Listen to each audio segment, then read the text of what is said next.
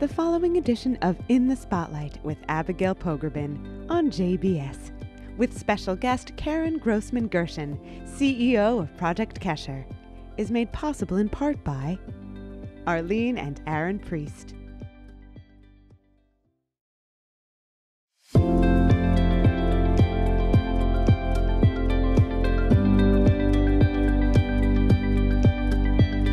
Welcome to In the Spotlight. I'm Abigail Pogrebin. Karyn Grossman Gershon is the CEO of Project Kesher in the United States and the architect of the Project Kesher International Network of Feminist Jewish Leaders. Project Kesher develops women leaders in Ukraine, Belarus, and Israel. They build Jewish community, promote the status of women, and advance civil society. Karyn has helped raise over $40 million for Jewish women and girls in this region of the world. With wars in both Ukraine and Israel, Project Kesher has diversified their attention to also address humanitarian needs, small women's businesses, and mental health. She has spoken extensively about women's rights and Jewish life in post-Soviet countries on public radio and at universities, including Stanford, Northwestern, Columbia, and WashU. Welcome, Karyn. Thank you. It's good to have you here. We're talking in the midst of two wars going on in 2024. Before we get to just the urgency of the moment, I think a lot of people watching this, actually, it's a shanda, but they've never heard of Project Kesher before. So how do you explain it on one foot? Well, Project Kesher was founded by a social worker named Sally Gratch, who wanted to see what it would look like to rebuild Jewish life in the countries of the former Soviet Union. But when she got there, every time she started to do her work, men started to call themselves the president of the community, and the women started to cook. So she decided to invent Project Kesher, and the goal was to invest in women until such time as they could take their rightful place as co-leaders of the community. Can you tell me a little bit about her? Like, what was even driving her in the first place? Well, Sally Gratch comes from a long line of social activists in her family. She's a descendant of the Julius Rosenwald family, and so I always tease her that some of our earliest money came from his work. But she was very devoted to peace activism. We're very fortunate Sally is still with us, and to this day cares greatly about the work that we do. So she went over and started to meet people on peace marches, and what she discovered is that so many of the activists in Russia and Ukraine were Jewish, although they no longer had a Jewish identity, and that really inspired her to keep going back. And they held, Project Kesher held its inaugural International Women's Conference in Kyiv, am I right? It was at 1994? Correct. That was a groundbreaking gathering, and just nothing had ever been done like that? So when Sally understood that in order to really inspire women to start taking ownership of the Jewish community, she needed to do something big, she found great women from across the United States and Israel to go with her. Actually, there were also women from other countries like New Zealand and Australia. But people like Blue Greenberg, Alice Shalvey, Rabbi Rachel Cowan, they all came. And as a result, there was real momentum. I don't think the women there really believed we would show up because we cared enough to rebuild Jewish life there. And when they went home, they were devastated because they realized that for the first time in their life they had experienced Jewish community, and then they went home and they didn't have a Jewish community, and so they began to build. So if someone in America wants to be involved in Project Kesher now and says to you, kind of, how do I get engaged? What's your answer? Well, what is so amazing about the work of Project Kesher is it was designed by a social worker. So most of the power of the work is in the hands of the activists in the countries where they operate. They set their own agenda, they set their own budgets, and we really spend much of our time raising the funds to support them and then brainstorming with them. So for instance, a few years back, we understood there was a great need in Ukraine to get more information about women's health out into the world. So we got a grant for $100,000 from the Canadian government and ran the first shows on public radio in Ukraine. And it became such a hit, they were surprised to learn that some of the major listeners were all men who didn't know that much about women's bodies, and they wanted to know more. But in that case, we had several women in the United States who had an interest in women's health and and talking about sex from a positive perspective. They all helped us start to create the curriculum and who to invite to speak, and that was really wonderful. And I think I have friends who've gone on Project Kesher trips. Am I right? I am sure they have. So what happens on those trips? Well, we've done some extraordinary trips. For instance, we once rented a boat and went down the Volga River with 250 of us. Wow. Debbie Friedman did the music. It was the White Nights. We stayed up 24/7 and partied. And we studied Torah. We had 6 Torahs. We had 6 women rabbis. It was an extraordinary experience. That sounds amazing. Right now, we're not traveling that much. Ukraine is under attack every day, and I don't think it's particularly safe to take a group over unless they have really high-end security. And in Israel, we do have members of our board going back and forth, but we haven't scheduled a trip yet. Tell me about your involvement, because you have been, I asked you just in the green room, you said 30 years in this job, which is a pretty long tenure. What drew you to this work? So in 1989, I was pregnant with my first child, and I met a woman in Lamaze class. Her name was Carol Kaplan. And I realized very quickly that she had no intention of raising her kids Jewish. And I asked why, and she said she'd had really bad experiences growing up in the Jewish community. And I encouraged her to go to the Reconstructionist Synagogue in Evanston, Illinois. And lo and behold, over a period of time, she became the president. She ended up raising very Jewish children.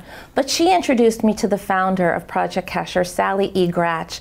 And that was incredible because at the time, Sally was planning this trip to go to Ukraine, and I was working 70 hours a week as a lawyer. And I had a night where I literally slept under the desk in my office because we had a Supreme Court brief due, and I was the youngest person on the case, and so I had to get it filed. And I woke up and I thought, this is crazy. I have 2 kids, I might want a third, this is not a life.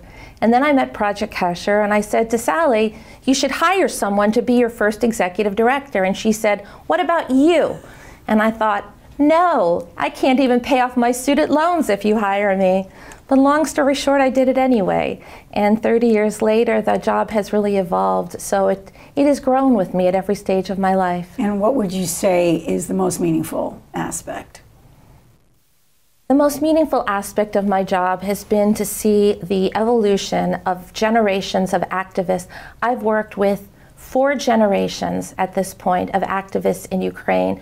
I've worked with the great-grandmother, grandmother, mother, and daughter, and you see the difference over time. The first ones only wanted to look back and really remember what had happened there and how to memorialize the history of the people who were lost. And then the next generation, they set up the Jewish Museum, and then they began to have newspapers. And in the next generation, they really became activists, and they started to work on issues like global women's seders and fighting domestic violence.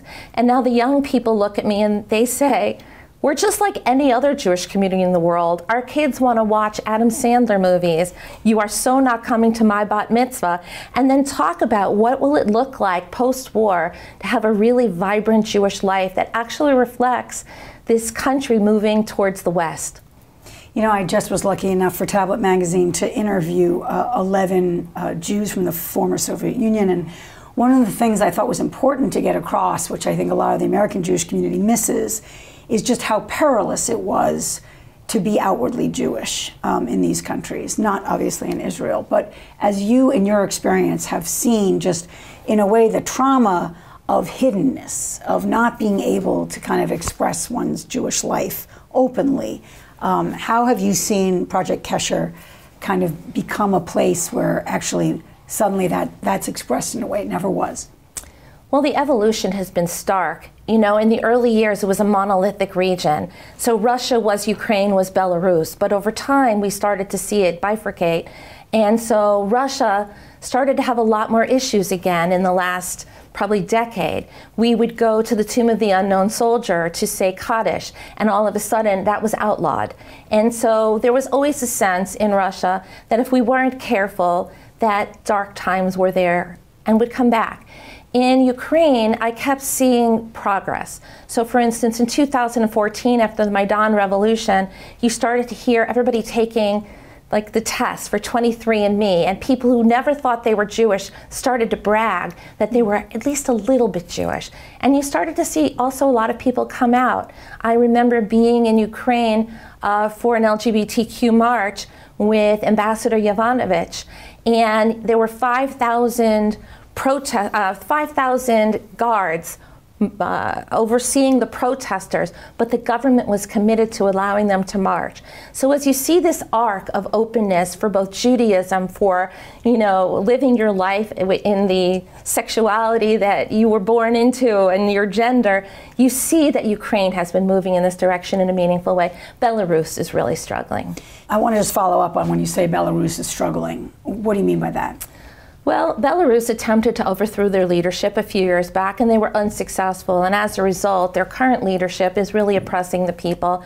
While Jews there are allowed to meet as Jews, every nonprofit in the country is required to pre-submit the curriculum for every workshop they do and know that they might actually be supervised by a government official when they implement their workshops. So it's very hard to do anything openly. So the programs are very, very limited. You know, for Passover, we teach how to make matzah. In Ukraine, we think about reclaiming the Russian writers who were actually Ukrainian and what does it mean to fight for freedom in the modern age. They're in very different places in history. You mentioned global seders. Can you tell us a little bit about it? I love that idea. Yes, so Mayan created a series of global seders that came out of, I actually think, your mother's book, Deborah, Golda, and Me. Yay. And she learned about them, you know, the Mayan taught about them for many years. I attended some of the seders with Debbie Friedman. Debbie was a big supporter of Project Kesher. And so over time, we decided we would introduce the seders. I think it's been 25 years now. And the first one, we had about 12 groups that participated across Russia and Ukraine, and nobody spoke the same language, so we just sang to each other, and we chose Hebrew songs and we sang. But at its peak, we had more than 100 seders across the region. I have 140 seders. That's amazing. Yeah, it was. And, you know, I can tell you now that even with the fact that we had to close down operations in Russia due to the sanctions, there will be seders across Russia, implemented by women we trained over the years. They will be across Ukraine. I think the most exciting thing in Ukraine is that we have developed a Ukrainian language Haggadah, and the art is done by Zoya Cherkassky-Nyadi, who just had an exhibit at the Jewish Museum of her October 7th portraits of the women who were attacked. And one of the things Zoya has said to me that I find very meaningful at Project Kesher is that it wasn't until we asked her to illustrate our Haggadah a year ago that she started to see the intersection of Judaism, feminism, and activism. And I think that in some ways it helped her be ready when this happened in Israel to respond so quickly, because she was doing magnificent pieces of us in Ukraine with women as a focus in the Haggadah. Your work at Project Kesher since October 7th, how has it changed? Well, we work with a very underprivileged group in Israel. Many of the people we work with have been brought to Israel out of Ukraine, and that is very problematic. They are doubly traumatized. And many of them were just barely getting by. So they might have had jobs in factories and cleaning people's homes and watching children. But when the war escalated on October 7th, what happened was that people lost their jobs and they went from impoverished to desperate. And we were fortunate to initially get a quick grant from Jewish Federations of North America. But we go through money very fast right now because people don't have enough to eat. And so it's been really important to start providing humanitarian care, a lot of social service support. And we also have one other program I think is really interesting. Ksenia Svetlova, a former member of the Knesset, is on our board in Israel, and she's been doing a series of workshops to explain to people what happened on October 7th and who did it. And it's been really important for her to explain to the Russian-speaking population of Israel that Hamas is not the same as Palestinian, and that if they want to live in Israel long-term, understanding the nuances of what's going on will be very important. So you can imagine that a donor sitting home and hearing about this incredible Project Kesher might say, how do I verify where my dollars are going? You're over here, they're over there. There's so much demand. Is there some kind of assurance that you give donors that you're kind of tracking how this money is being used? So our leader in Ukraine has been with us since she was 18. She's now 42. We have grown up with her. We not only created shared values, but then we sent her for an MBA so that she would be in a position to really understand how appropriate reporting should work. We also have a woman named Kristen Ali Eglinton, who is a PhD from Cambridge, and she does evaluation of most of our programs, and she is in direct contact with everybody over there, and our stuff is really quite transparent. So whenever we give away equipment, we have a spreadsheet on Google, and it literally says who requested it, how was it vetted, how much was sent, how was it used, did they send pictures? So we try to validate it on many different levels. In Israel, we sent our senior leader to rabbinical school, and she is now Rabbi Olya Weinstein. She got her degree from the Reform movement, but also has a master's from the conservative movement. She's been with us for more than a decade. And again, you know, we have a lot of auditing processes in place to ensure that whatever money we send over is properly utilized. And how would you, I know it's kind of a broad question, but how would you say your work is uniquely Jewish? Well, it's Jewish on a few different levels. First of all, we actually do Jewish programming year-round. So in Ukraine, for instance, we have been one of the first organizations to create all materials in Ukrainian. And that's been really important because as this war progresses and there is a distancing from all things Russian, it's important for them to be able to pray in a language that they are now living in. So we not only have, you know, holiday celebrations, we do life cycle events. We've sent over, I think, 38 Torahs now to the region. And so it is explicitly Jewish. It is also inherently Jewish because everything we do is based on our Jewish values. And so, for instance, during wartime, while our relationships in the Jewish community ensure that Jews are probably disproportionately helped, we help everyone because that's what Jews do in wartime. And so we have been very successful in identifying places like synagogues that serve as food pickup points or IDP camps where internally displaced women are located. Our lane is really working with women, and we do it from a Jewish perspective. And let's talk about the lane of women for a minute. When you think about nurturing and empowering Jewish women leaders, how do you go about doing that? Is that very much through the direct service? Is it through kind of running these programs? How are you thinking about shaping the next women leaders? So we really go back to the social work model of our founder. We sit in circles and we ask the women what they really need. And so you'll actually see shades of like Hillary Clinton and Ambassador Milan Vavir, where they'll say things like, if the US is giving dollars overseas, how do we know that women and girls are equally helped? And so when we have women sitting in these circles in the Jewish community and what they see all around them is that women are losing their businesses as they're forced out of communities because the Russian troops are approaching, they say to us, international aid is not reaching us. Women are not being helped in the same numbers as they should, because the minimum amount for the size business to be helped is, let's say, $75,000. And women-owned businesses are $25,000. So if you want to help women and girls, you need to understand the size of their businesses. So we are constantly having conversations that are informed by the reality of the situation. And that helps a lot to understand how we design our programs. When you look ahead to the next iteration of Project Kesher, kind of the next generation, what do you think the goals need to be? Are they the same, or do they need to change? I think that our mission will always be the same. I think we build Jewish community, we advance the status of women, and we promote civil society. And I think that how that is applied changes all the time.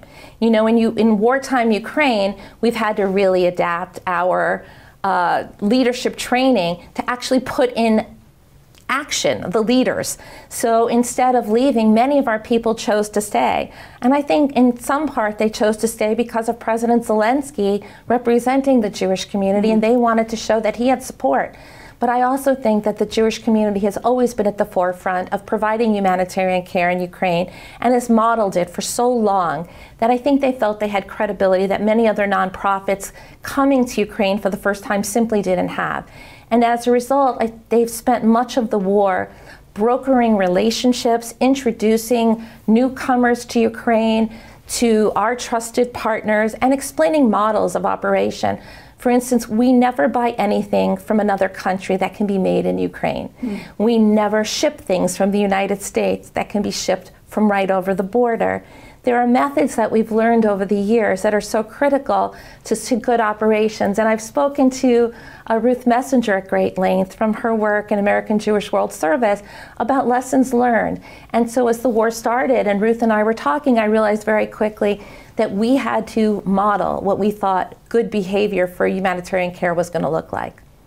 What is the status right now in terms of, we're speaking in March 2024, is it 2 years that the war? So where is Project Kesher's activities now, considering just how long this has dragged on? Well, surprisingly, Ukraine is highly functional in many parts of the country, and the war zones are areas that we try to only operate in a very limited way, and usually through our partner groups. Because we work with so much with women, it's not like I can send a mom with 2 kids in a minivan to deliver generators into Odessa 2 days after an attack. But because of these trusted relationships we have with groups like Ukraine Trust Chain and Jurop out of Europe, we are able to identify needs very fast because we have people in all of these cities. And then we say to them, our relationships can get us 6 generators into Odessa in the next couple of days. Who's delivering? And then one of our partner groups will do the pickup, usually out of Lviv, and we'll get it right there. So when you lose sleep at night at this point, what are you worried about?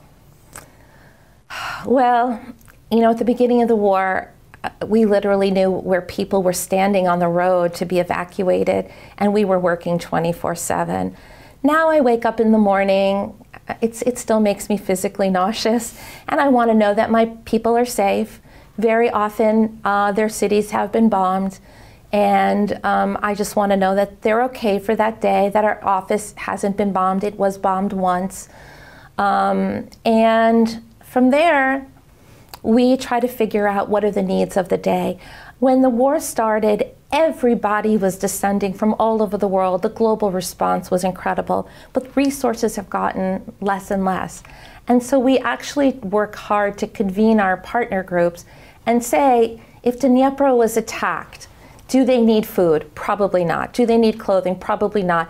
What do they need? Well, they probably need shelter for 14 days until the people who were pushed out of their apartments due to the bombing have a place to relocate. And so we'll all sit there and say, who has cash today?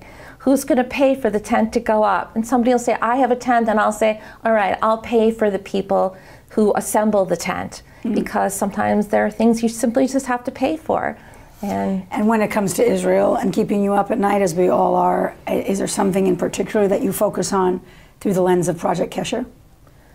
Well, there are 2 pieces. One, we are not the go-to organization in Israel. In Ukraine, people do think of us first, but we work with a very, very vulnerable population in Israel, and truly I can't raise money fast enough. People are hungry, and I can't get them money, and that keeps me awake. The other thing that keeps me awake is that Putin has become incredibly aggressive against the LGBTQ community, and as a result, there are couples coming to Israel constantly from Russia, and they are not able to come in the way a heterosexual couple would come, because if you're married and arrive in Israel, you have certain benefits. But if you come from a homophobic country, you usually don't. So we spend a lot of our time trying to get their paperwork lined up. So particularly if they're an interfaith couple, they are treated with respect when they arrive, they get the benefits they deserve, and then we form support groups for them. And they're beautiful to watch, the support groups. People show up and they just start to sob because they said nobody really knows that they're here. And we really try very hard to help them find each other, and then also start studying about Judaism, because many of them have been told that there isn't a place for them in the Jewish community. And our Rabbi Weinstein feels very strongly that there is. Great. I want to end with someone else's quote. The Special Projects Archivist at Brandeis, Sorella Seelig. I don't know if she still is, but this is the way she described the work of Project Kesher. She said, "It's an act of rebellion. These were women who stood up against oppression of women and against oppression of Judaism. They said, we have a responsibility as Jews to help other Jews." It was beautiful and very brave. Thank you. Thank you for the work that you do. And for everyone who is a fan, I'm reminding you, Project Kesher, look at it on your website, which is www.projectkesher.org. That's very easy to remember. I'm Abigail Pogrebin for In the Spotlight. Thank you for being with us, and I'll see you next time.